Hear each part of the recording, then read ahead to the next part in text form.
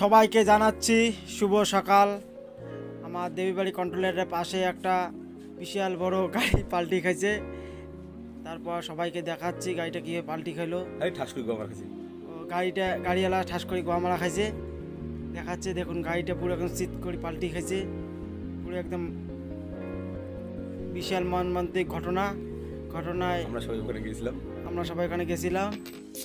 দেখুন চাকা উপরে পা নিচে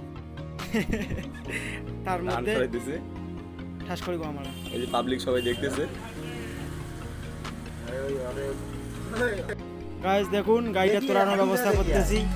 জিসিবি ডাকা হয়েছে, জিসিবি আসতেছে। যেহেতু ঠাস করে গোয়া মারা খাইছে গাড়িটা এখন তুলতে লাগবে। যদি কেউ তুলতে আসো তাহলে আসতে পারো। নিউজ এখনো চলছে, আমার লাইভ চলছে, লাইভ আসতে পারেন। সবাই লাইক শেয়ার কমেন্ট করবেন। আর এই যে আছেন